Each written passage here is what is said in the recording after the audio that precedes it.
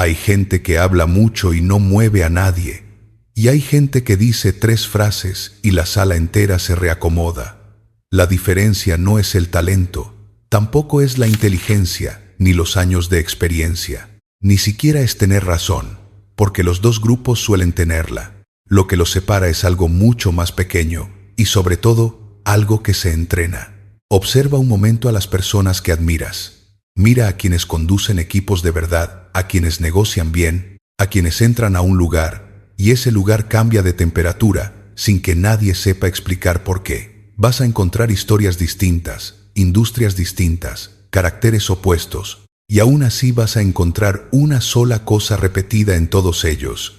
Ninguno improvisa su manera de hablar, ninguno. Aquí conviene una comparación honesta. No todos los que estudian comunicación terminan liderando algo, pero no existe un líder al que la gente siga de corazón, que no haya trabajado la forma en que piensa y la forma en que dice lo que piensa.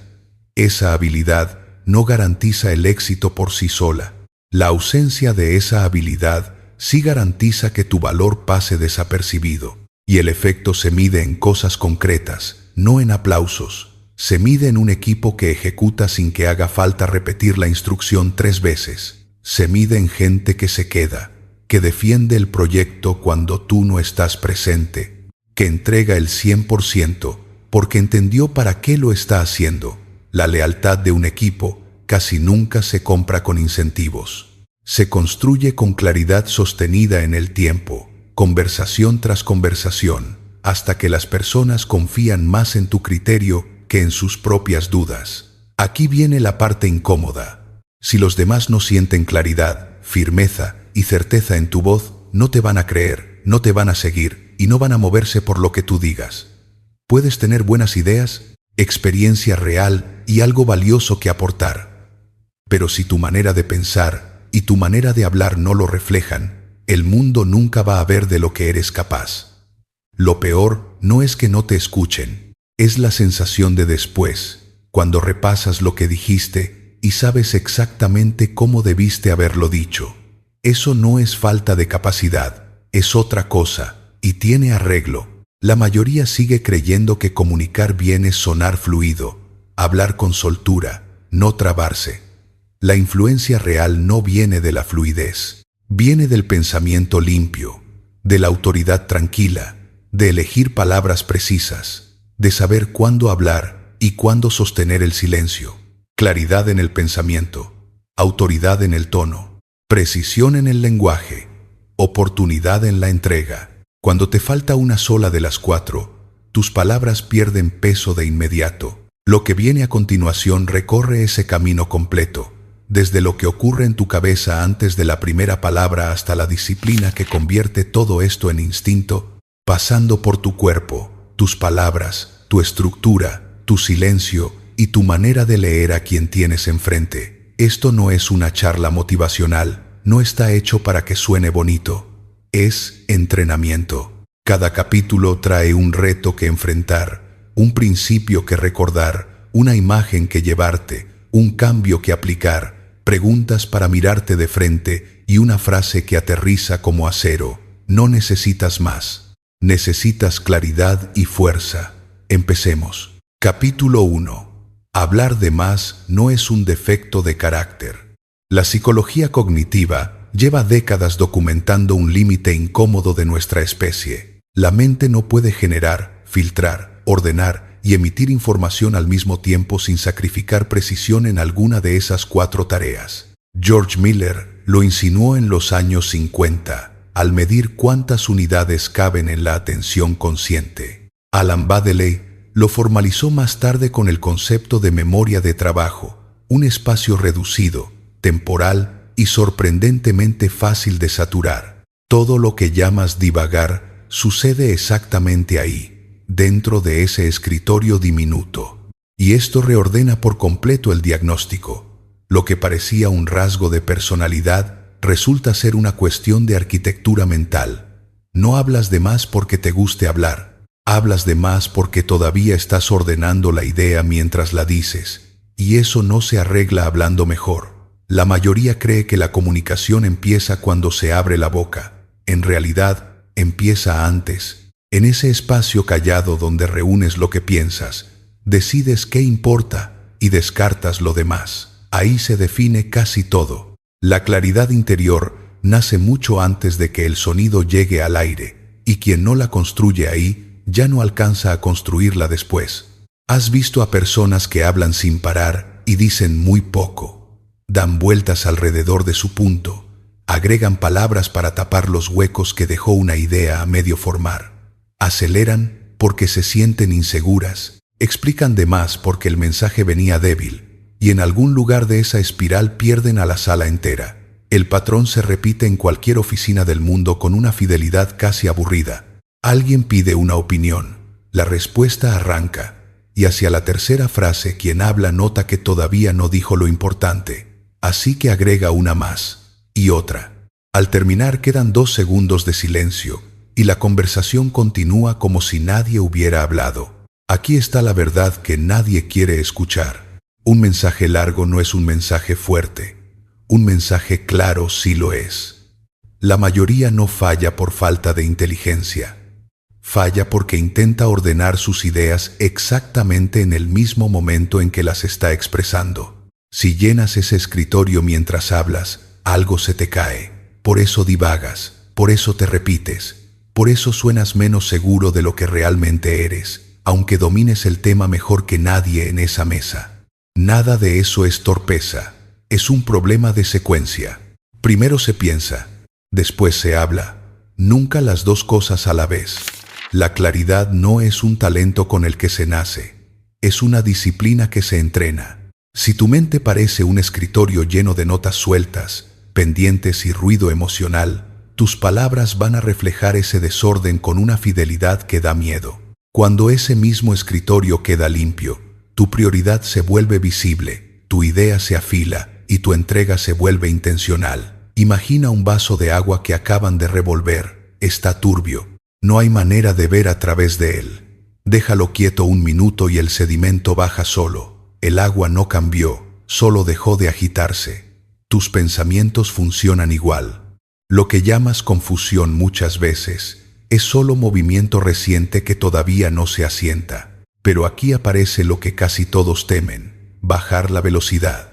Ir más despacio no significa pensar menos, significa pensar mejor, darle a tu mente el espacio necesario para separar la señal del ruido. Ahora bien, hay 3 preguntas que vale la pena contestar antes de seguir. La primera es: ¿cómo sabes que ya terminaste de pensar? Existe una prueba, y es brutal por lo simple. Si no puedes decir tu idea en una sola frase limpia, tu pensamiento todavía no está terminado. Esa frase única es el examen. Cuando logras nombrar la idea con simplicidad y precisión, llegaste a comprender de verdad lo que tú mismo estás pensando. Quien domina esa frase responde preguntas difíciles sin temblar, porque entiende la esencia antes de meterse en los detalles. No se esconde detrás de la complejidad, no rellena el silencio con paja, va directo al corazón del asunto. Y esa dirección se siente magnética desde afuera. La segunda pregunta es: ¿qué pasa cuando el problema no es intelectual? Porque muchas veces no lo es. El ruido emocional bloquea el pensamiento claro con más fuerza que cualquier tema complicado. Miedo a que te juzguen, miedo a equivocarte, miedo a sonar poco preparado. Esos 3 empujan a hablar de más y a pensar de menos. La gente acelera esperando que la velocidad tape la inseguridad, sin notar que la inseguridad se hace más audible justo cuando la claridad se debilita. La manera más segura de hablar es pensar primero. Cuando conoces el núcleo de lo que vas a decir, el silencio deja de asustarte, el juicio ajeno pierde filo y una interrupción ya no te descoloca, porque hablas desde una intención firme y no desde el pánico. La tercera pregunta es: ¿qué haces con lo que sientes? Aquí ocurre un cambio poderoso. Separar lo que sientes de lo que quieres decir. Los sentimientos generan ruido, el significado genera claridad. Puedes estar frustrado, presionado o confundido, y aún así hablar con precisión. En el momento en que reconoces esa diferencia, recuperas el control sobre tus palabras. Falta decir algo honesto. porque no todo se resuelve con una pausa. Hay juntas que no te dan 3 segundos. Hay culturas de trabajo donde el silencio se interpreta como duda y alguien te pisa la frase apenas respiras. En esos lugares la herramienta no es la pausa. Es una frase preparada de antemano que te compre tiempo sin sonar evasivo. Algo tan simple como decir que vas a dar primero la versión corta y después el detalle. Esa frase hace 2 cosas al mismo tiempo. Te regala 3 segundos de orden mental y le avisa a la sala que hay una estructura detrás de lo que viene. La claridad se siente como liderazgo porque es liderazgo. La gente confía de manera instintiva en alguien que sabe qué está diciendo y por qué lo está diciendo. Se sienten guiados. Sienten que la conversación va hacia algún lado y en el fondo eso es la influencia, la capacidad de guiar el pensamiento de otro a través del tuyo. En el mundo profesional, los juicios se forman rápido. Deciden si eres confiable, capaz y preparado según la limpieza con la que expresas una idea. La confusión destruye esa percepción en segundos. La claridad la construye igual de rápido. Lo mejor de todo es que se entrena. Puedes practicarla cada vez que hablas, afinarla cada vez que piensas, fortalecerla cada vez que eliges la intención por encima del impulso. Antes de cerrar, hazte 3 preguntas y contéstalas de verdad. ¿Qué quiero comunicar realmente? ¿Cuál es la versión más simple de esta idea? ¿Estoy hablando desde la claridad o desde la emoción? Ahora, el cambio de esta semana. Vas a necesitar tu teléfono y 90 segundos. Graba tu respuesta a una pregunta real de tu trabajo, algo que te podrían preguntar mañana. Escúchate después, no para juzgarte, sino para medir. Escribe la idea central en una sola frase y cuenta cuántos segundos tardaste en llegar a ella dentro de la grabación. Ese número es tu punto de partida y va a bajar más rápido de lo que imaginas. Lo que estás entrenando no es la voz. Es el orden que hay detrás. Habla claro, pero primero piensa claro. Ya tienes la idea limpia. Ahora aparece un problema que nadie te advirtió. Tu cuerpo puede arruinarla antes de que la digas. Capítulo 2. Tu sistema nervioso habla más fuerte que tu argumento. Antes de que una sola palabra tuya llegue al oído de alguien, esa persona ya procesó tu respiración, tu postura, la tensión de tu mandíbula y la velocidad con la que arrancaste la frase. Ese procesamiento no es voluntario ni consciente. Ocurre en circuitos que evolucionaron para detectar amenaza mucho antes de que existiera el lenguaje. Hay una consecuencia que incomoda a cualquiera que prepara contenido durante horas. El argumento llega segundo, el estado llega primero, y tu voz dice quién eres antes de que tus palabras digan qué piensas. Existe un tipo de voz que hace que la gente se detenga a escuchar. No es la más fuerte del lugar. Tampoco es la más enérgica ni la más carismática. Es la voz tranquila, la voz firme, la de quien lidera sin necesidad de empujar. Esa calma es una de las herramientas más poderosas que existen hoy. Y no porque domine, sino porque estabiliza. No intimida, tranquiliza. No exige atención. La gana sin pedirla. Casi todos creen que la autoridad viene de hablar más alto, más rápido o con más intensidad. Pero la intensidad sin claridad genera presión, no confianza. Y el volumen sin intención genera ruido, no liderazgo. La autoridad no es volumen. La autoridad es presencia, y toda presencia empieza en la calma. Piensa en alguien que habla tan rápido que se tropieza con sus propias frases. Su tono sube, el ritmo se acelera y la seguridad se le cae encima de la mesa. Puedes sentir su ansiedad, aunque cada palabra sea correcta. Una voz temblorosa hace que una idea fuerte suene frágil. Una voz apurada convierte una idea clara en algo confuso. Una voz tensa transforma una buena propuesta en algo que parece defensa. La calma invierte todo eso. Esa misma idea suena firme. Ese mismo mensaje suena creíble, esa misma persona suena confiable, porque la calma comunica control antes que cualquier argumento. Ahora bien, aquí conviene decir algo que casi nunca se explica. El tono es la verdad que hay detrás de las palabras. Delata si estás seguro o inseguro, centrado o desbordado, presente o corriendo. Puedes decir todo correctamente y aún así fracasar si tu tono te entrega. Esa es la parte que más incomoda de aceptar y también la más útil de entender, porque significa que trabajar el contenido no alcanza. El tono nace en 4 lugares concretos: la respiración, el ritmo, la tensión muscular y el diálogo interno. Cuando tu respiración es corta, la voz sale delgada. Si los hombros se suben y la mandíbula se aprieta, el sonido sale estrangulado. Y cuando por dentro te estás diciendo que la vas a arruinar, esa frase se filtra en cada sílaba, aunque nadie la escuche. Tu sistema nervioso escribe el guión antes que tú. Hay una razón fisiológica detrás de todo esto, y conocerla ayuda. La teoría polivagal, desarrollada por Stephen Porges, explica algo simple de aplicar. Cuando exhalas largo y bajas la respiración al abdomen, tu cuerpo recibe una señal de seguridad. El tono desciende y la voz se asienta. No es una metáfora bonita, es un mecanismo. Y funciona en 2 direcciones, porque existe algo llamado contagio emocional, estudiado por Elaine Hatfield. Los sistemas nerviosos de una sala tienden a sincronizarse con el más estable. Si tú te calmas, los demás se calman contigo. Por eso hay una influencia profunda en ser la persona más quieta de un lugar agitado. Tu voz es el anuncio publicitario de tu sistema nervioso. Antes de que digas una sola palabra, ya comunicaste si estás en control de ti mismo. La gente lo percibe en un segundo y decide en ese mismo segundo cuánto va a confiar. Conviene bajar todo esto a un caso concreto. Marcos presentaba los resultados del trimestre y se sabía cada número de memoria. En el minuto 4, el subdirector lo interrumpió con una pregunta corta.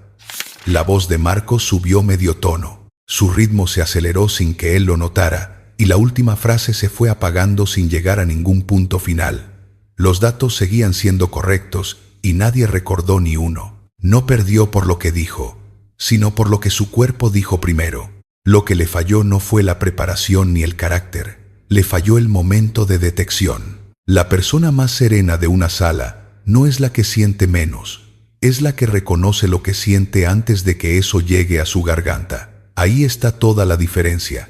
La emoción no se elimina, se dirige, y para dirigirla hay que verla llegar. La secuencia es corta y se puede practicar. Reconocer, bajar la respiración, frenar el ritmo, reconectar con la intención. 4 pasos que caben en 2 segundos. Reconocer significa notar la señal física exacta que te avisa, ese calor en el pecho o esa presión en los hombros. Bajar la respiración significa una exhalación larga, no una inhalación profunda, porque el aire que sale es el que calma. Frenar el ritmo significa dejar que la primera frase salga más despacio de lo que tu cuerpo te pide, y reconectar con la intención significa recordar para qué estás hablando, algo que se olvida justo cuando más falta hace. La autoridad verdadera se revela cuando alguien te desafía. Cualquiera suena seguro mientras todo va bien. Bajo presión, en cambio, quien reacciona se pone a la defensiva, y quien está centrado se vuelve deliberado.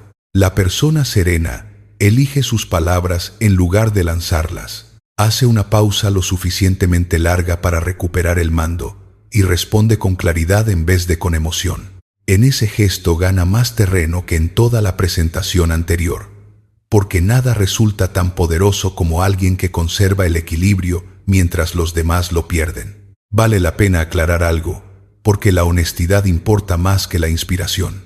Si vives con ansiedad social intensa, con tartamudez o con cualquier condición que afecte tu forma de hablar, la indicación de respirar hondo no alcanza, y sería injusto venderte lo contrario. Esto que estás escuchando es entrenamiento de habilidades, no tratamiento. Un profesional puede acompañarte mucho más rápido de lo que lograrías solo, y buscarlo no es rendirse, es usar bien tus recursos. La calma tampoco es pasividad, no es silencio permanente ni ausencia de emoción. Es intención, foco y control, y dice algo sin decirlo. No necesito fuerza para ser escuchado, no necesito velocidad para sonar inteligente. No necesito volumen para importar. Hay otro efecto que casi nadie menciona. Cuando hablas con calma, quien te escucha también se siente distinto.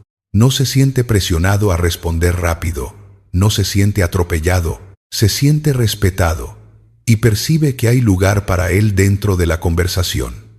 Esa sensación de seguridad emocional es la razón por la que la gente vuelve a buscarte antes de cerrar. Quiero que te hagas 4 preguntas y que no las contestes de inmediato. ¿Dónde siento la tensión cuando me presionan? ¿Mi respiración sube o baja en ese momento? ¿Qué me digo a mí mismo un segundo antes de hablar? ¿A quien admiro por su calma? ¿Y qué hace exactamente esa persona? El cambio de este capítulo no es un ejercicio de respiración, es un ejercicio de detección. Y es más importante, regresa mentalmente a la última vez que tu voz cambió delante de otros. No busques la yunta completa, busca el segundo exacto, la palabra después de la cual todo se aceleró. Ese punto es tu punto de intervención, y una vez que lo identificas, deja de tomarte por sorpresa. No se puede controlar lo que no se nota. Todo empieza por notarlo. Habla desde el centro, no desde el pánico. Pero hay algo que ni la mejor voz alcanza a salvar. ¿Qué pasa cuando las palabras que elegiste ya venían débiles de fábrica? Capítulo 3. La humildad malentendida te está borrando. Existe una creencia muy extendida y muy costosa, que suavizar lo que decimos es una forma de respeto. La investigación social sugiere algo distinto y bastante menos halagador. Susan Fiske documentó que evaluamos a las personas en 2 ejes simultáneos, calidez y competencia, y que ante la duda, el instinto prioriza gustar por encima de parecer capaz, porque el rechazo social duele más rápido que el desprestigio profesional. Cada palabra que suaviza tu idea paga competencia para comprar calidez. La transacción se siente prudente y sale carísima. Las palabras no son neutrales, o sostienen tu mensaje o lo disuelven, y las eliges así no por falta de vocabulario, sino por miedo, aunque no por el miedo que crees. Empecemos por lo evidente, y después vamos a lo que casi nadie nombra. La gente juzga tu confianza según el lenguaje que eliges, no según lo que sabes. Tu vocabulario se convierte en la ventana por la que miden tu credibilidad. Cuando tus palabras son blandas, tu presencia se siente blanda. Cuando tus palabras son precisas, tu presencia se siente firme. Nadie escucha solo el contenido, escucha con cuánta decisión lo dices. Compara 2 frases que significan lo mismo. La primera dice que crees que tal vez esa sea la dirección correcta. La segunda dice que esa es la dirección que van a tomar. Misma idea, impacto completamente distinto. Un mensaje envuelto en incertidumbre rara vez motiva a alguien. Un mensaje asentado en claridad ordena la atención de la sala sin levantar la voz. La diferencia se siente de inmediato, incluso antes de que el cerebro alcance a analizarla. Existe otro error que parece inofensivo y no lo es. Creer que agregar palabras aclara la idea. No la aclara, solo suma ruido.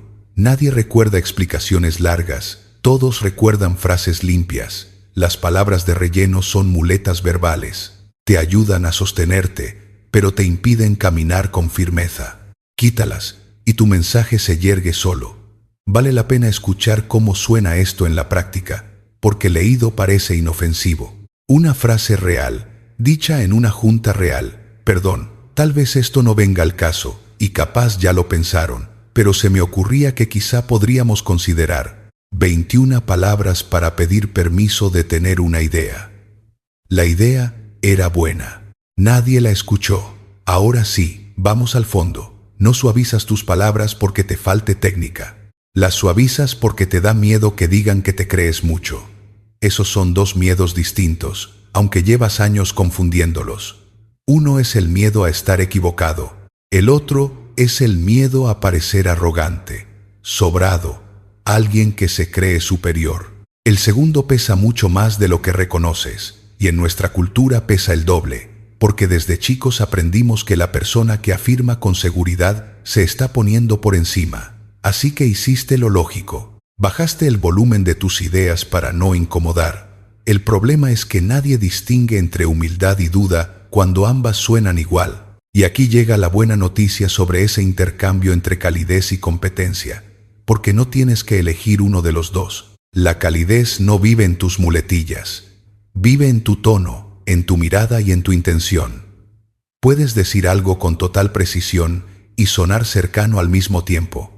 Lo que te hace cálido no es el tal vez, es cómo miras a la persona mientras hablas. Vale la pena detenerse aquí, porque esta confusión tiene raíces viejas. A muchos nos educaron con la idea de que afirmar es presumir, que tener una opinión firme es ocupar demasiado espacio y que la persona callada es la persona buena. Esa enseñanza sirvió para convivir en casa y sirve muy poco en una mesa de trabajo donde todos están decidiendo a quién van a escuchar. La modestia auténtica no consiste en dudar de lo que sabes, consiste en no despreciar lo que sabe el otro, y eso se demuestra escuchando, no achicándose. Nadie va a acusarte de arrogante por decir con calma lo que piensas. Te van a acusar de arrogante si no escuchas, si interrumpes, si tratas a los demás como si estuvieran de más. Ninguna de esas tres cosas tiene que ver con la firmeza de tus palabras. Piensa en un carpintero que intenta construir una mesa con un serrucho sin filo. El esfuerzo es enorme y el resultado queda torcido. Dale el mismo trabajo con una hoja afilada y el corte sale limpio, rápido, exacto. Tus palabras funcionan igual.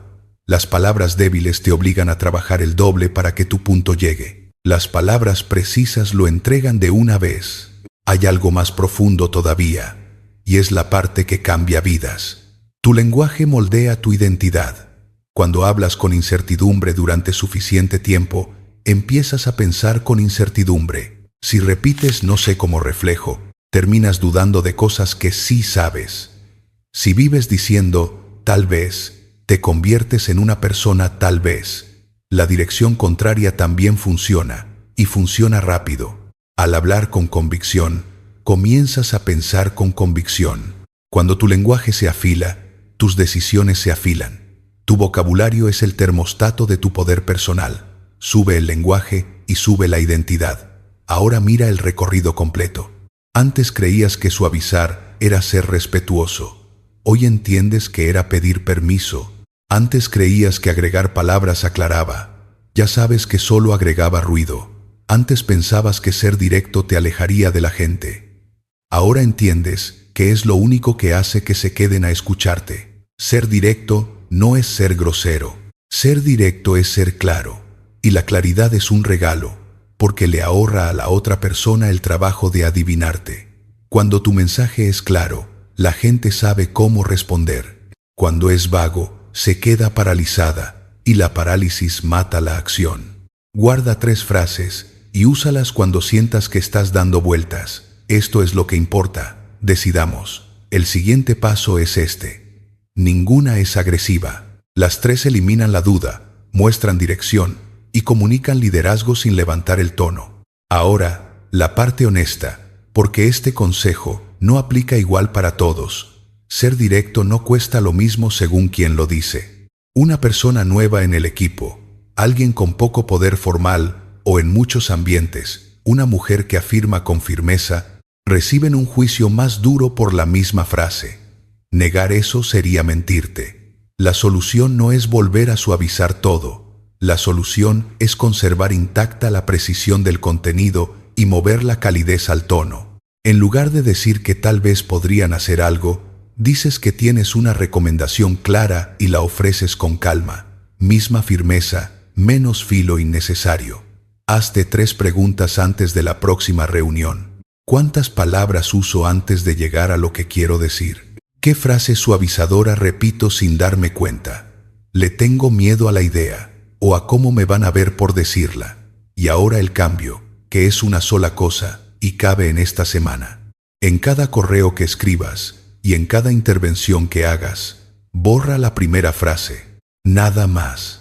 Esa primera frase casi siempre es la que pide permiso, y sin ella tu mensaje arranca donde debía arrancar. Vas a sentir incomodidad los primeros 3 días. Después vas a notar algo raro. La gente empieza a responderte más rápido. La claridad no es arrogancia, es respeto por el tiempo del otro. Ya tienes palabras que pesan, y aún así puedes perder la sala completa si las pones en el orden equivocado. Capítulo 4. Si no te entienden, la culpa no es del tema. La mente humana no archiva la información en el orden en que la recibe. Uno de los hallazgos más replicados de la psicología de la memoria, el efecto de posición serial, demuestra que retenemos con mucha más fuerza lo primero y lo último de una secuencia, mientras todo lo intermedio se difumina. Quien te escucha no elige qué recordar, su cerebro ya lo eligió por él. De ese mecanismo nace una consecuencia dura de aceptar. Cuando alguien no comprende tu mensaje, rara vez concluye que el asunto era complicado. Concluye que tú no fuiste claro. Entonces, la pregunta deja de ser cómo explicar mejor y pasa a ser dónde colocar cada pieza. Casi nadie fracasa en una presentación por ignorancia. Se fracasa por estructura. Se entra a una historia sin haber dicho el punto. Se dan detalles antes de dar contexto. Se habla durante minutos antes de aterrizar la idea que debía ir primero, y mientras tanto, el mensaje se vuelve borroso, y la confianza del que habla se derrumba junto con él. Si tu mensaje no tiene estructura, tu influencia no tiene fuerza. La gente no sigue pensamientos dispersos. La gente sigue dirección. Un mensaje bien construido funciona como un mapa. Le dice a quien escucha hacia dónde vas, por qué vas hacia allá y qué debe mirar en el camino. Sin ese mapa, tu oyente queda adivinando. Adivinar produce confusión, y la confusión mata la confianza mucho más rápido que un error. Aquí está la parte que conviene grabarse. Cuando la gente no entiende tu mensaje, no asume que el asunto es complicado. Asume que tú eres poco claro. Esa conclusión es injusta, y aún así es real. Por eso quien lidera comunica con estructura siempre, sin excepciones, incluso en conversaciones de pasillo. Y hay algo liberador en esto. La estructura no te encierra, te libera del caos, de la explicación innecesaria y de esa sensación horrible de estar hablando sin saber cómo vas a terminar. Un ejemplo vuelve todo esto tangible. Valeria entró a una junta con 12 diapositivas y ninguna frase de cierre. 30 minutos después, su jefe preguntó qué necesitaba exactamente de ellos. Ella tardó 4 minutos más en contestar una pregunta que debió haber sido la primera diapositiva. No le faltó preparación, le faltó orden, y el orden es la mitad del trabajo. Ahora, la fórmula. 4 piezas, en ese orden, y el orden es la mitad del trabajo. La primera pieza es el punto. Va al principio, siempre. No una historia, no un preámbulo, no una colección de ideas sueltas. El punto. Cuando abres con él, anclas de inmediato a quien te escucha. Ya sabe en qué enfocarse, de qué trata la conversación y hacia dónde se dirige. Un punto claro al inicio funciona como encender la luz de un cuarto oscuro. Todo lo demás se vuelve visible y todo lo demás se vuelve más fácil. La segunda pieza es el apoyo. Aquí entran el contexto, el ejemplo y el razonamiento que validan lo que acabas de afirmar. El apoyo es lo que convierte una opinión en autoridad y una afirmación simple en un argumento que se sostiene. La gente no solo quiere saber qué crees, quiere saber por qué lo crees. Pero la clave del buen apoyo es la contención. Demasiados ejemplos diluyen el punto. Demasiados detalles ahogan al que escucha. Un comunicador fuerte da lo justo para iluminar la idea, nunca lo suficiente para taparla.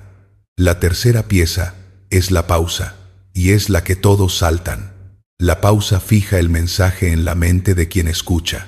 Le da un momento para absorber lo que acabas de decir y agrega peso, seriedad e intención. Sobre todo, avisa que lo que acabas de decir importa. Un mensaje sin pausas se siente apurado. Un mensaje con pausas se siente pensado. La cuarta pieza es la dirección. Le dice a la otra persona qué debe pasar después y transforma el entendimiento en movimiento. Sin ella, tu mensaje se queda flotando en el aire de la sala y desaparece antes del café. Dar dirección no es ser mandón, es ser claro, es ser responsable, es convertir una conversación en progreso real. Ya sabes por qué el orden funciona así y no de otro modo. Las únicas dos posiciones que sobreviven en la memoria son la primera y la última. Por eso, el punto abre y la dirección cierra. Aquí conviene una advertencia práctica. Mucha gente conoce esta fórmula y sigue fallando por un motivo específico.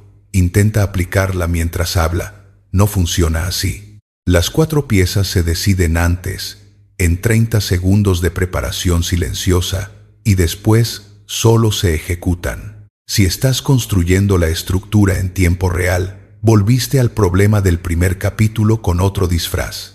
Hay además una variante corta para conversaciones que no son presentaciones. En un pasillo, en una llamada rápida, en un mensaje escrito, la fórmula se comprime a 2 piezas: punto y dirección. ¿Qué es lo importante y qué sigue? El apoyo se elimina porque nadie te lo está pidiendo, y la pausa se transforma en un punto final que no tiene continuación. Esa versión mínima resuelve el 80% de tus intercambios diarios y casi nadie la usa. Piénsalo como una columna vertebral. Un cuerpo sin columna no se sostiene, aunque tenga músculos perfectos. Tu mensaje necesita ese eje rígido para poder moverse sin desarmarse. Y piénsalo también como un mapa. El mapa no reduce tu libertad, la aumenta, porque te permite improvisar sin perderte. Hay un beneficio doble que casi nadie considera. La estructura no solo ayuda a quien escucha, también te calma a ti. Cuando sabes hacia dónde va tu mensaje, tu voz se estabiliza, tu ritmo se suaviza y tu entrega deja de ser reactiva. Ya no estás pensando qué decir mientras hablas, que es exactamente el problema del primer capítulo. Estás caminando por un camino que ya trazaste. Imagina entrar a una junta sin nada de esto. Empiezas a hablar, compartes ideas, vas y vienes entre detalles, y al final ni tú mismo sabes cuál era tu punto. Ahora imagina entrar con las 4 piezas listas. Conoces la idea central, sabes por qué importa, tienes el ejemplo que la sostiene, y sabes exactamente cómo vas a cerrar. Una versión suena dispersa, la otra suena a liderazgo. Antes de seguir, 3 preguntas para tu próxima reunión. ¿Cuál es mi punto en una sola frase? ¿Cuánto apoyo es suficiente antes de que empiece a diluir? ¿Con qué acción concreta quiero que salgan de aquí? El cambio de este capítulo pide papel, no para guardarlo, sino para verlo fuera de tu cabeza. Toma la próxima junta que tengas agendada y escribe 4 líneas. Una línea para el punto, una para el apoyo, una marca donde vas a poner la pausa y una para la dirección con la que vas a cerrar. Si el punto no te cabe en una línea, regresa al capítulo 1, porque todavía no terminaste de pensar. 4 líneas. Menos de 3 minutos. Es la preparación con mejor retorno que vas a hacer esta semana. Si tu mensaje no tiene forma, tu presencia no tiene fuerza. Quédate un momento en esa tercera pieza. La pausa. Es la que todos saltan. Y es la que lo cambia todo. Capítulo 5. El que rompe el silencio pierde. El silencio es la herramienta más poderosa de la comunicación y es justo la que más miedo da. Suena a exageración hasta que uno observa cómo se construye el significado en cualquier lenguaje. En música, la nota existe gracias al reposo que la separa de la siguiente. Sin ese vacío, no habría melodía, habría zumbido. En pintura ocurre lo mismo con el espacio negativo. Ese territorio aparentemente vacío que decide hacia dónde viaja el ojo. El habla obedece la misma ley y casi nadie la respeta. Sin intervalos, las ideas pierden jerarquía y todo pasa a pesar igual. No rompes el silencio porque no sepas la respuesta. Lo rompes porque aprendiste que el silencio te delata y aprendiste mal. Vale la pena quedarse un rato en esta idea, sin prisa, porque contradice todo lo que te enseñaron. Nos criaron creyendo que el silencio significa que algo anda mal, que revela falta de preparación, que invita al juicio de los demás. Entonces la gente habla rápido, llena cada segundo y termina hablando por encima de su propio mensaje. La verdad es más simple y más incómoda. El silencio no está vacío, está lleno, lleno de significado, lleno de intención, lleno de poder, y quien controla el silencio, controla la sala. Cuando hablas sin pausas, tu mensaje se convierte en una mancha continua. Se vuelve más difícil de seguir, más difícil de absorber, más difícil de respetar. Las palabras entregadas sin espacio suenan apuradas y un poco desesperadas. En cambio, cuando hablas con aire entre las ideas, todo cambia de textura. Tus frases aterrizan más hondo, tu significado se vuelve nítido, tu presencia crece sin que hagas nada extra. El silencio es el amplificador, es el marco alrededor del cuadro, ese borde de madera que no forma parte de la pintura y sin embargo decide cómo la miras. Es también el reposo entre dos notas musicales, ese instante mudo sin el cual la melodía sería solo ruido continuo. La música no existe sin silencio y tu mensaje tampoco. Hay una segunda función que casi nadie aprovecha y es todavía más valiosa. El silencio no es solo una herramienta para hablar, es una herramienta para pensar. Cuando haces una pausa antes de responder, te proteges de reaccionar por impulso. Ganas claridad, ganas compostura, ganas tiempo para elegir la palabra correcta en lugar de la palabra rápida. Las palabras rápidas nacen del miedo, las palabras elegidas nacen de la claridad, y esa distinción define conversaciones enteras. Imagina que alguien te lanza una pregunta incómoda delante de otros. El instinto empuja a responder de inmediato, con la esperanza de que la velocidad tape la duda. Sucede lo contrario. La velocidad expone la duda, delata la ansiedad y roba autoridad. Una pausa intencional comunica lo opuesto sin decir una palabra. Estoy pensando, no tengo prisa, elijo mis palabras porque esto importa. La gente respeta eso de una manera casi automática. Existe además una regla de dos direcciones que conviene memorizar. La pausa, antes de una idea, crea expectativa. La pausa, después de una idea, crea impacto. Si nunca te detienes antes de un punto clave, quien escucha jamás sabe cuál es el punto clave, porque todo suena parejo, todo pesa lo mismo, todo se mezcla. La pausa es lo que le pone jerarquía a tu discurso. Hay una explicación cerebral detrás de esto. El efecto Zeigarnik describe cómo la mente se aferra a lo que quedó sin terminar. Recordamos mejor lo incompleto que lo cerrado. Una pausa bien puesta crea justamente eso, un asunto abierto en la cabeza del otro, y esa incomodidad pequeña lo obliga a esperar tu siguiente frase con toda su atención puesta ahí. Ahora bien, hay una manera de arruinar todo esto y conviene nombrarla. El silencio funciona cuando es intencional y se vuelve en tu contra cuando es evasión. No es lo mismo callar porque estás eligiendo la palabra correcta que callar porque no quieres responder lo que te preguntaron. Las personas distinguen esas dos cosas con una facilidad asombrosa, aunque no sepan explicar cómo. La diferencia está en la mirada y en el cuerpo. Quien piensa sostiene la mirada y respira. Quien esquiva la baja y se tensa. Si necesitas tiempo real, pídelo en voz alta con tranquilidad y dilo sin rodeos. Eso también es silencio bien usado, solo que con permiso explícito. El silencio también regula el poder en los conflictos. Cuando alguien sube el volumen y tú te quedas quieto, esa persona escucha su propio volumen rebotando en el cuarto. La escalada necesita dos participantes. Al no entregar el segundo, la tensión se desinfla sola, y tú te conviertes en el ancla mientras los demás giran alrededor. No dices nada, y aún así comunicas algo enorme. No voy a entrar en tu caos, aquí el ritmo lo pongo yo. Hay un último uso, y es el más subestimado.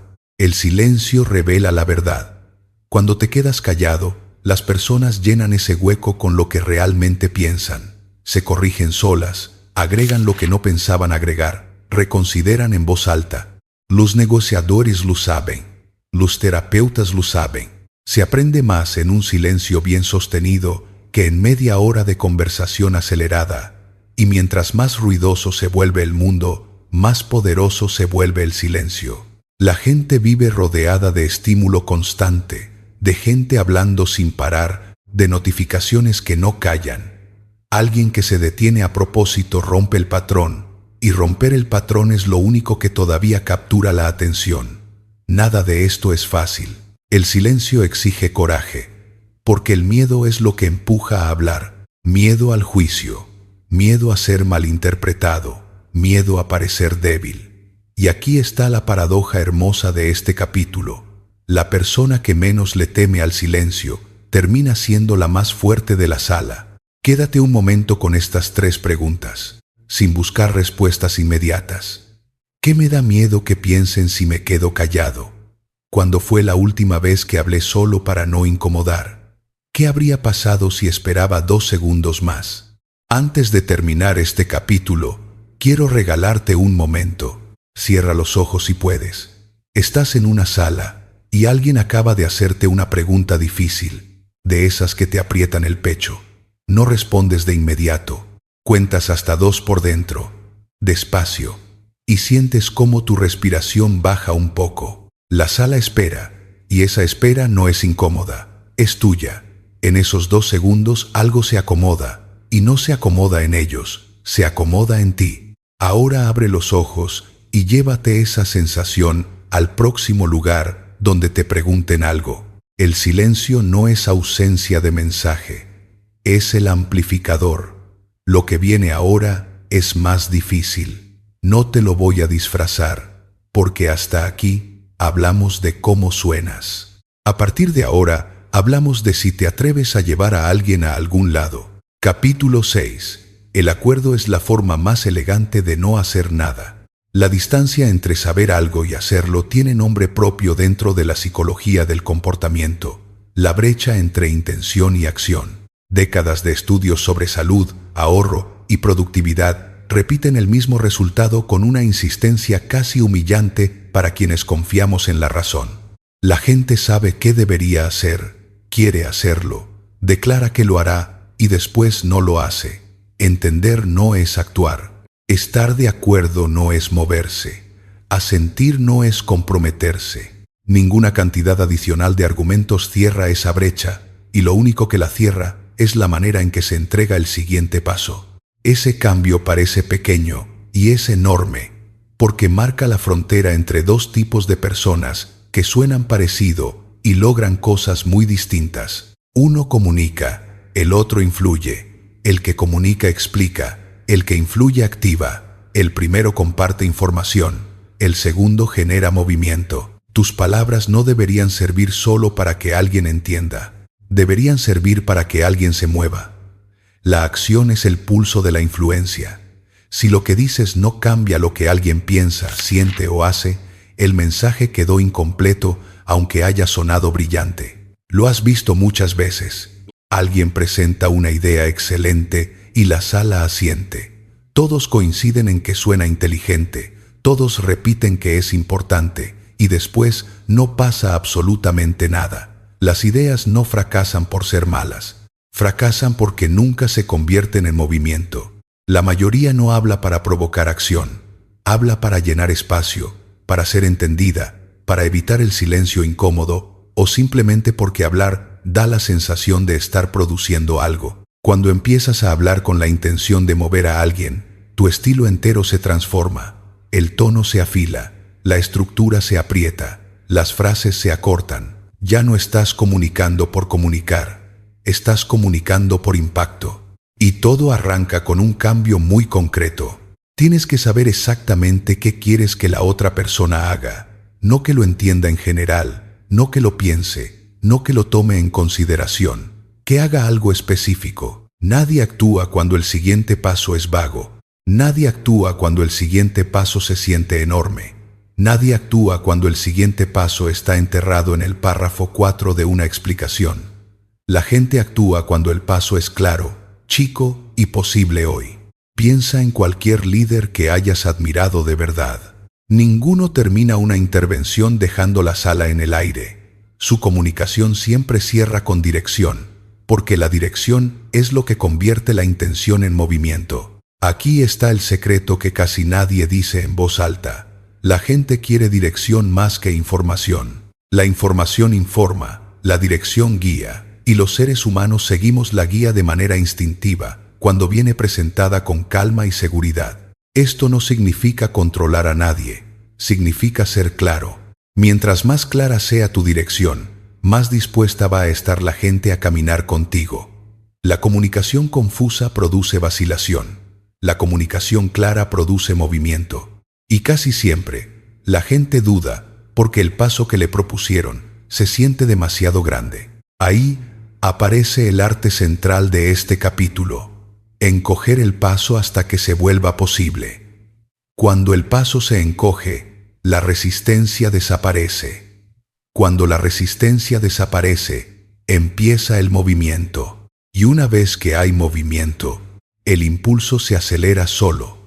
La distancia entre pedir algo enorme para algún día y pedir algo mínimo para hoy define si una persona avanza o se queda exactamente donde estaba.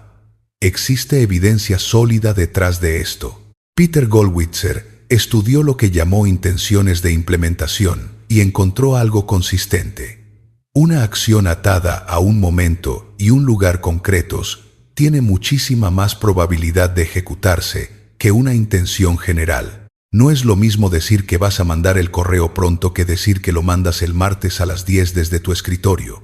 La segunda versión se cumple, la primera se olvida.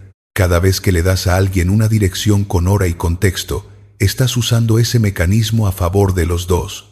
Un caso concreto muestra el tamaño real de ese ajuste. Andrés terminaba cada propuesta con la misma frase: bueno, eso sería todo, quedo atento. Durante 2 años, ninguna se ejecutó.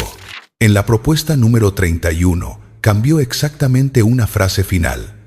Dijo que el lunes empezaba con el primer módulo y que necesitaba que alguien de finanzas le confirmara el presupuesto antes del viernes. Se la aprobaron en 4 días. No cambió el contenido. Cambió que dejó de explicar y empezó a dirigir.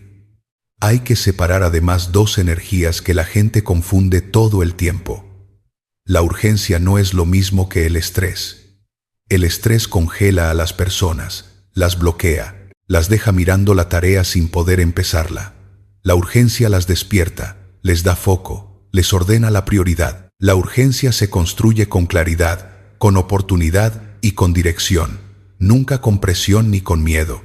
Cuando tu mensaje explica qué importa, por qué importa justo ahora y cuál es el primer paso, el movimiento aparece casi solo, porque ya hiciste el trabajo difícil por la otra persona.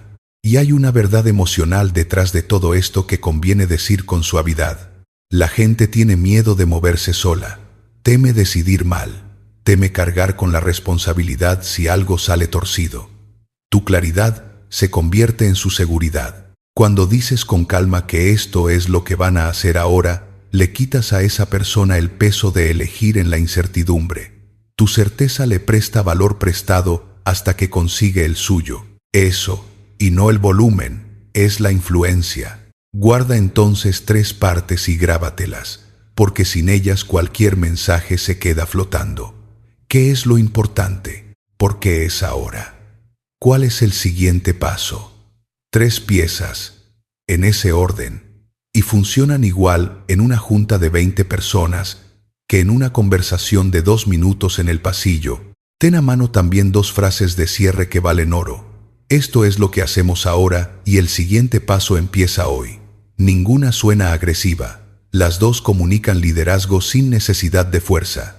Guiar no es empujar. Imagina que apoyas la mano en el hombro de alguien y lo acompañas hacia adelante, con firmeza y sin jalarlo. Nadie quiere ser forzado, pero todos quieren ser guiados.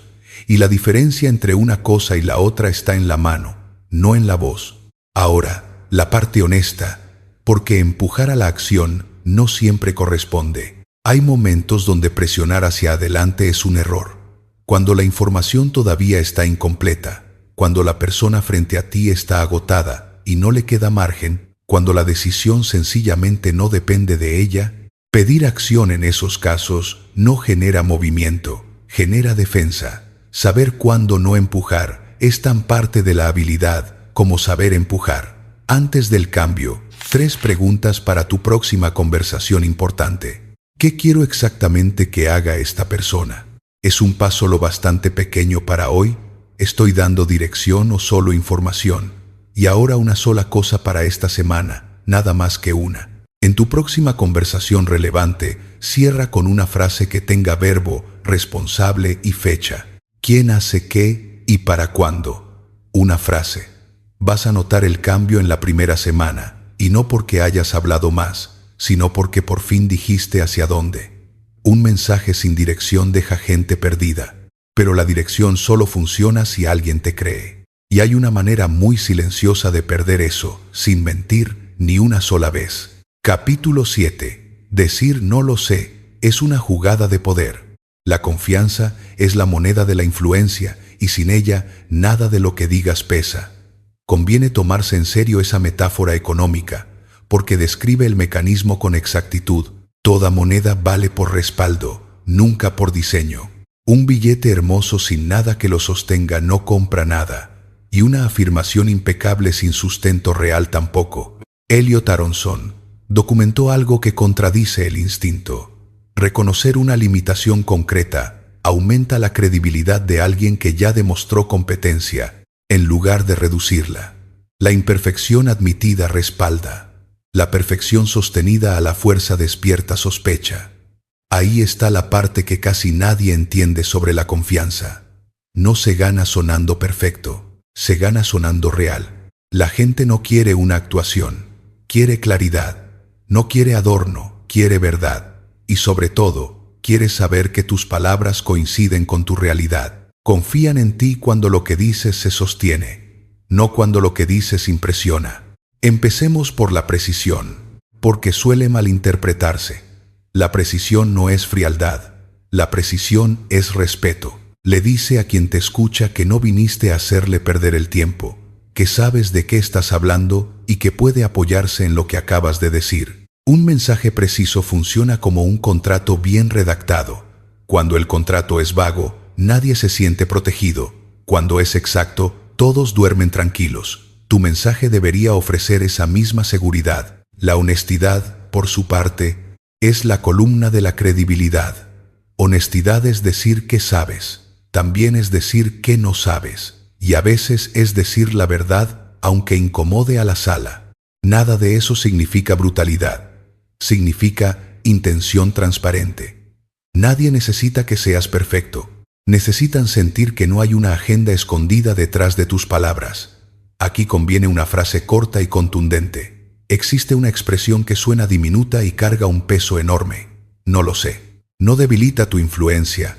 La profundiza, porque le avisa a quien escucha que no vas a fingir.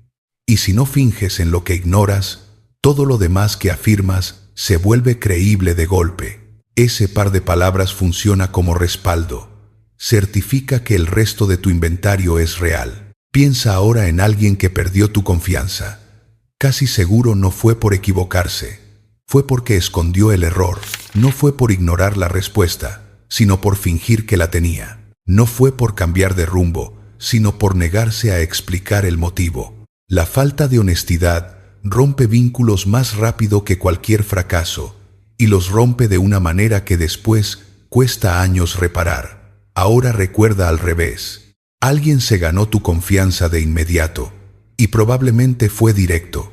No exageró, no endulzó. Habló claro, midió lo que decía y sostuvo cada palabra. Eso es precisión, eso es integridad, ese es el idioma del liderazgo. Hay un principio que eleva tu comunicación desde hoy. Di solo lo que puedas sostener. No prometas lo que no puedes entregar. No hables en términos absolutos cuando por dentro tienes dudas. No infles tu mensaje para sonar impresionante. La exageración se detecta al instante y genera distancia, sospecha y una grieta difícil de tapar. Un caso ilustra bien esa mecánica. A Camila le preguntaron un número que no tenía. Respondió sin adornos que no lo tenía y que lo mandaba ese mismo día antes de las 6. 3 personas en esa sala anotaron su nombre, no porque supiera la respuesta, sino porque desde ese día, cuando Camila daba una cifra, nadie sentía la necesidad de verificarla. Ganó terreno diciendo que no sabía. Y su historia continuó. Semanas más tarde, le pidieron un compromiso de fecha para un proyecto que dependía de 2 áreas ajenas. Ella respondió que podía comprometerse con su parte para el 15 y que no iba a comprometer la parte que no controlaba. Nadie se molestó. Al contrario, esa distinción hizo que el equipo reorganizara el plan alrededor de lo que era real.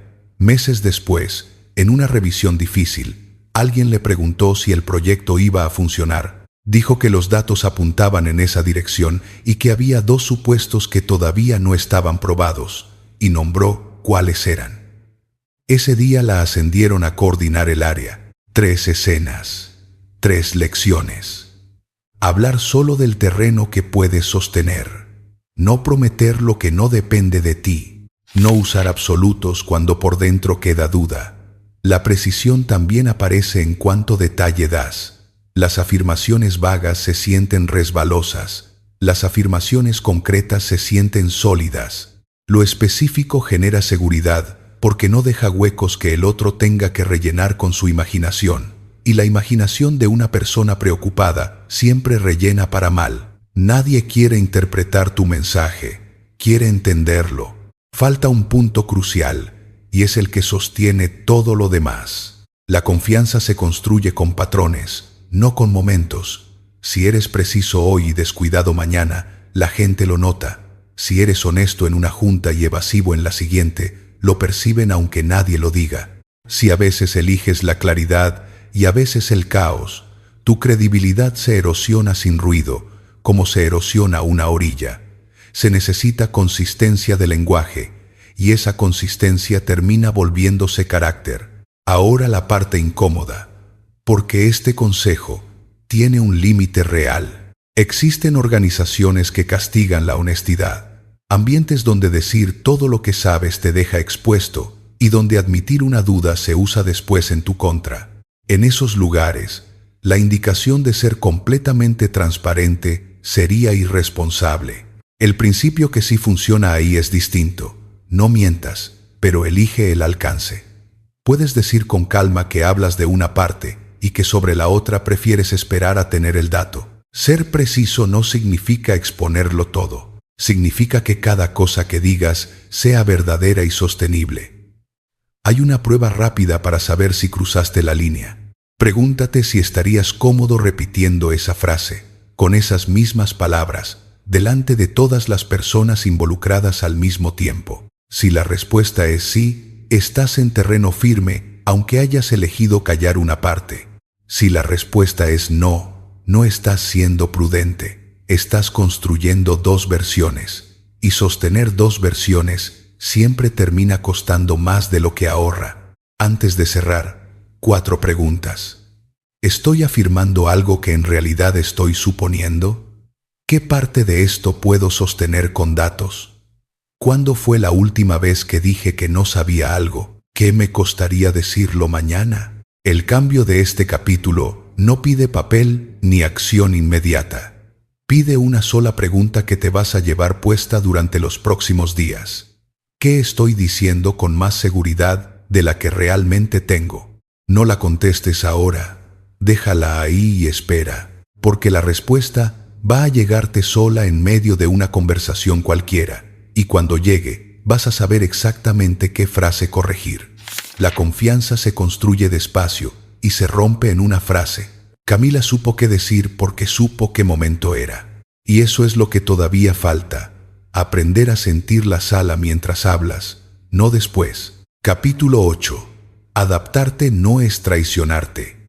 No puedes liderar una sala que no puedes sentir. Un grupo no es la suma de las personas que lo integran. Es un sistema con estado propio, y ese estado existe antes de que tú llegues. La psicología social lo estudia bajo el nombre de sincronía interpersonal y describe algo verificable en cualquier reunión. Los cuerpos reunidos ajustan entre sí su postura, su ritmo respiratorio y su nivel de activación, y forman un clima común que nadie decidió de manera consciente. Entrar a hablar sin haber leído ese clima equivale a subir el volumen sin saber qué canción está sonando.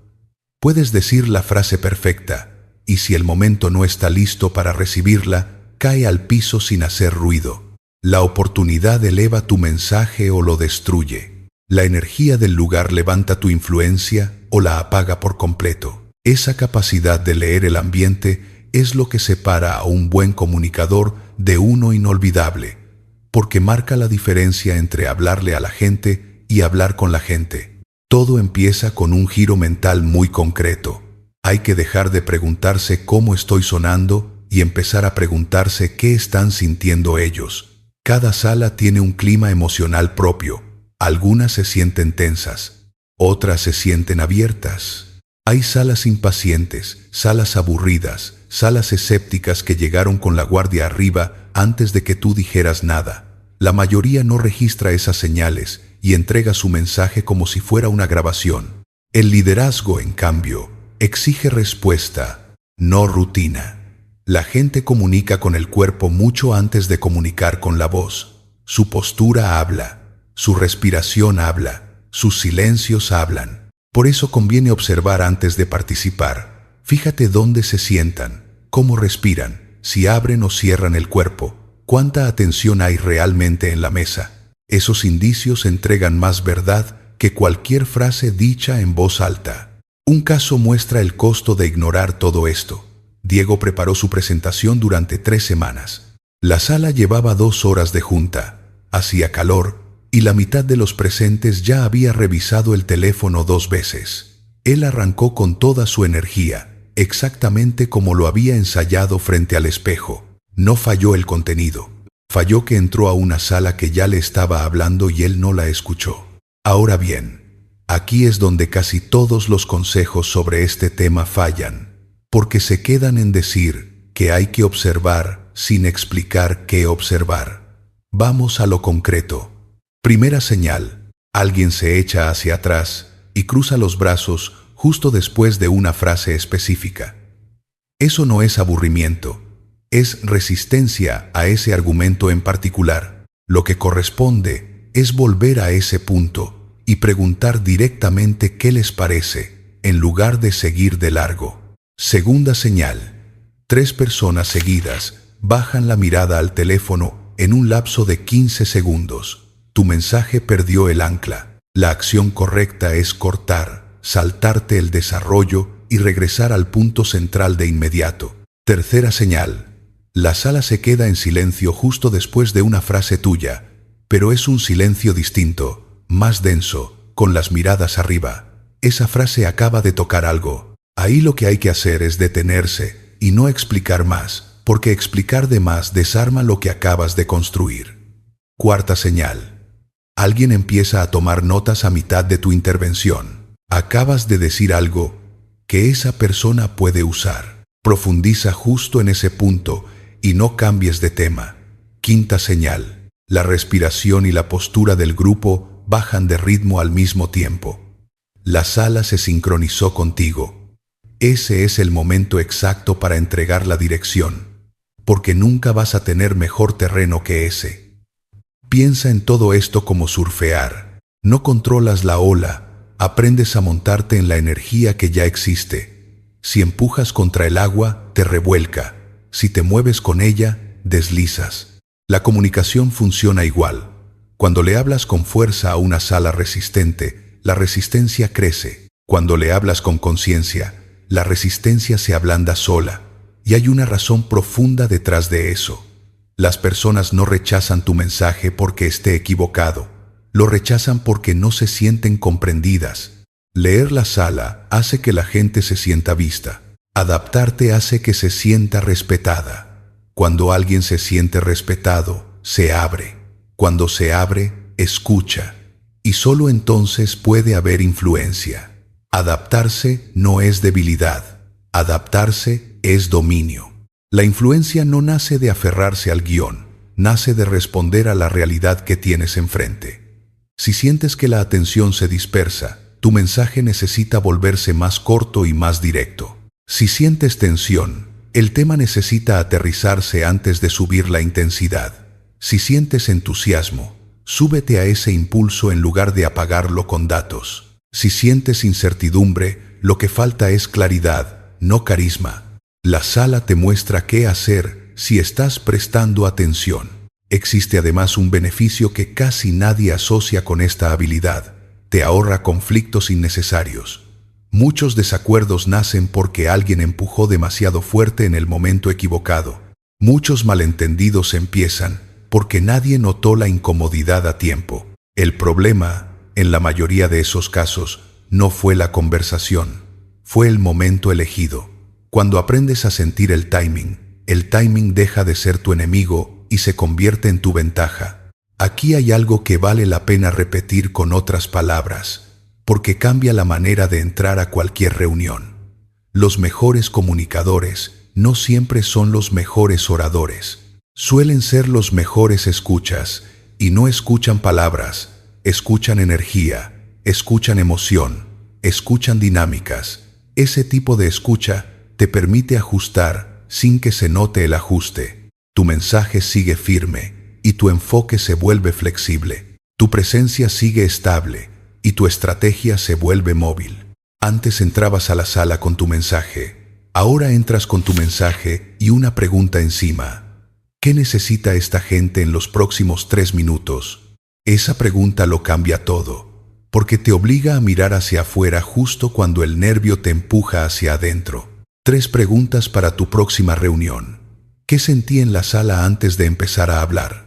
¿En qué frase exacta cambió la energía? ¿Seguí mi guión o seguí a la gente? Y ahora el cambio, que es simple y bastante revelador. Lleva una hoja de papel a tu próxima junta. No anotes contenido. Anota 3 cambios de energía que hayas detectado en la sala y qué hiciste tú con cada uno de ellos. Al terminar la semana, vas a tener un registro de algo que nunca habías medido, y ese registro va a mostrarte un patrón. Casi siempre notaste el cambio y casi nunca hiciste algo al respecto. Ahí está tu margen de crecimiento, escrito con tu propia letra. La sala ya está hablando. Escúchala antes de hablar tú. Ya tienes las 8 piezas. Y ahora viene lo que suena a anticlímax, y en realidad decide todo. Ninguna te va a funcionar la primera vez que la uses. Capítulo 9. El talento es una palabra que inventamos para no repetir. Nadie observa las horas invisibles, solo se ve el resultado, y por eso resulta tan tentador atribuirlo a algo con lo que se nace. Esa explicación tiene una ventaja enorme sobre cualquier otra. No le exige nada a quien la pronuncia. Si el otro nació con eso, tú quedas absuelto de intentarlo. La evidencia sobre adquisición de habilidades apunta en una dirección bastante menos romántica. Lo que llamamos don suele ser una acumulación silenciosa de horas que nadie vio. No subes al nivel de tu potencial, subes al nivel de tu disciplina. Y eso que llamas no tener talento para hablar tiene otro nombre. Se llama no haber repetido lo suficiente. Y la distancia entre esos 2 nombres es la distancia entre una condena y un plan. La maestría no se construye sobre lo avanzado, se construye sobre lo básico, hecho de manera consistente, deliberada, intencional.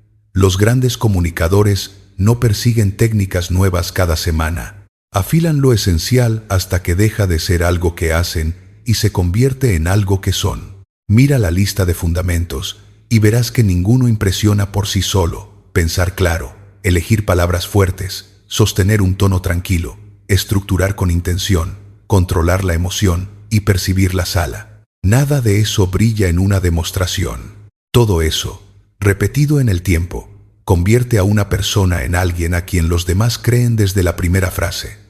Casi todos quieren maestría sin repetición, quieren confianza sin práctica, claridad sin esfuerzo, influencia sin disciplina. Pero la influencia no es un accidente afortunado, es un hábito. La consistencia es el cimiento y la repetición es el arquitecto.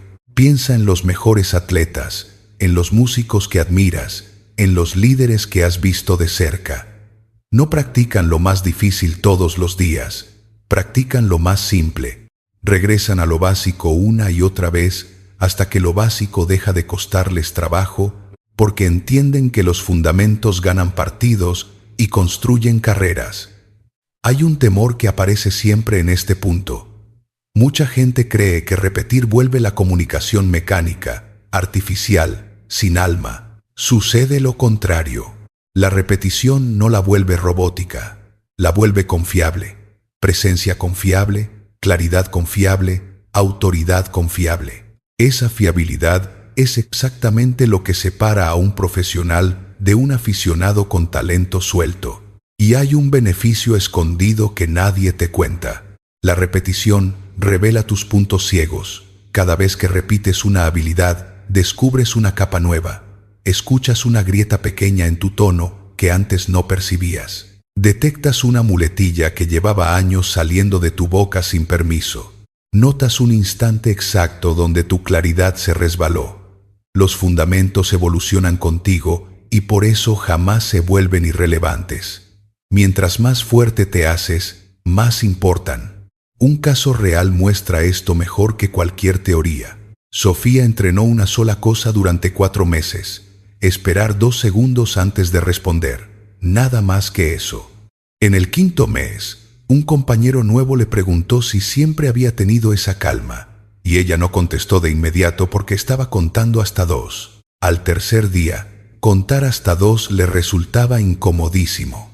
Sentía que el silencio duraba una eternidad y que todos notaban su pausa artificial. En la 6ª semana estuvo a punto de abandonar porque no veía ningún resultado y la práctica se había vuelto aburrida, que es justo el momento donde la mayoría se rinde. Lo que la sostuvo no fue motivación, fue una decisión simple: no evaluar antes de 3 meses. Y un martes cualquiera del 4.º mes, alguien la interrumpió en una junta con una pregunta agresiva.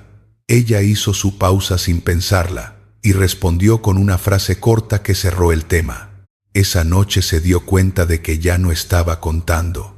El hábito se había mudado adentro. Hay ciencia detrás de ese calendario. Philippa Lally y su equipo en la University College London estudiaron cuánto tarda un comportamiento en volverse automático y encontraron un promedio cercano a los 66 días, con una variación enorme entre personas. Algunos tardan 3 semanas, otros varios meses. Ese dato importa por una razón práctica. Si evalúas tu progreso a los 10 días, vas a concluir que no sirve y vas a estar equivocado. Existe otro detalle en esa investigación que casi nadie menciona y que quita mucha culpa de encima. Fallar un día no borra el avance. La curva se recupera sola siempre que se retome, y lo único que realmente interrumpe el proceso es abandonar por completo después de un tropiezo. Esa idea le ha salvado la práctica a mucha más gente que cualquier frase inspiradora, porque el enemigo nunca fue el día perdido, fue la conclusión que sacaste de ese día perdido. La automatización es la forma más alta de la maestría. Cuando los fundamentos se vuelven instinto, dejas de pensar en ellos y tu capacidad completa queda disponible. Ya no te cuestionas, ya no dudas, ya no le das vueltas, simplemente ejecutas con calma, con claridad, con fuerza y con precisión. Y en ese punto, la maestría deja de parecer perfección y empieza a parecer consistencia, hasta que finalmente se convierte en identidad. Tus fundamentos son tu ancla. Por más caótica que se ponga una situación, siempre tienes un lugar al cual regresar. Por más alta que sea la presión, lo básico te sostiene. Por más grande que sea lo que está en juego, esos cimientos te mantienen en tu sitio. Esa es la razón por la que los grandes comunicadores rara vez se descolocan. Confían en su preparación y confían en las repeticiones que los formaron. 3 preguntas antes de cerrar y contéstalas con honestidad. ¿Cuál de estos 9 capítulos me incomodó más? ¿Por qué justo ese? ¿Cuál sería la versión más pequeña posible de practicarlo mañana? El cambio final es el más pequeño de todo el libro y por eso es el más poderoso. Elige una sola cosa, no 9, no 3. Una. Puede ser la pausa de 2 segundos, puede ser borrar la primera frase de tus correos, puede ser cerrar cada conversación con verbo, responsable y fecha. Practícala todos los días, incluso los días en que te parezca aburrida, sobre todo esos días, porque el aburrimiento es la puerta de entrada a la maestría y casi nadie la cruza. Lo básico repetido es lo que otros llaman talento. Quédate un momento aquí, sin prisa, porque lo que sigue ya no es entrenamiento, Es lo que a mí me pasó. Conclusión. Hasta aquí te hablé de ti. Déjame terminar hablándote de mí. Hubo una junta que preparé mejor que ninguna otra en mi vida. Tenía datos, tenía ejemplos, tenía respuestas anticipadas para cada objeción posible. Hablé 19 minutos. Los conté después, escuchando la grabación, con una mezcla de vergüenza y curiosidad. Recuerdo la garganta seca, las manos frías y esa sensación de que las palabras salían antes de estar listas. Recuerdo también el pensamiento exacto que me sostuvo durante esos 19 minutos. Si hablo un poco más, va a quedar claro. Al terminar, hubo un silencio corto. Alguien pasó al siguiente punto del orden del día, y nadie, en toda la reunión, volvió a mencionar una sola de mis ideas.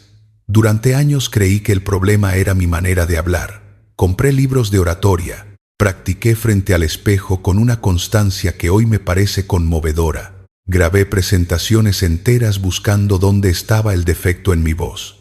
Nada cambió, y ahora entiendo por qué. Estaba curando un síntoma mientras la causa seguía intacta. Lo que descubrí fue lo contrario de lo que buscaba. No necesitaba hablar mejor, necesitaba hablar menos y pensar antes. Y sobre todo, necesitaba dejar de pedir permiso al principio de cada frase, algo que hacía tantas veces al día que había dejado de escucharlo. Lo que cambió no fue mi seguridad, porque esa palabra es demasiado grande y demasiado vaga. Cambiaron 3 cosas concretas. Dejé de escribir correos que empezaban con una disculpa. Aprendí a contar hasta 2 antes de responder algo difícil. Y un día dije, no lo sé, delante de mi jefe por primera vez en toda mi carrera, esperando que algo se derrumbara. No se derrumbó nada. Al contrario, esa fue la conversación después de la cual empezaron a preguntarme más seguido. Cambiar la manera en que hablas, cambia la manera en que vives. Tu voz no es un adorno de tu trabajo, es la puerta por la que la gente entra a conocer lo que piensas. Y durante mucho tiempo la tuve entrecerrada, creyendo que era prudencia. Al principio te dije que la diferencia entre esos 2 grupos de personas no era el talento. Ya sabes cuál es. Los que mueven a la sala no hablan mejor que tú. Solo terminaron de pensar antes de abrir la boca. Y eso, a diferencia del talento, sí se entrena. Si de todo esto te llevas una sola cosa, que sea la pausa de 2 segundos. No necesitas más para empezar mañana. Tu voz ya tiene todo lo que necesita. Solo le faltaba el silencio de antes. Soy Q-Vibe y este audiolibro fue para ti.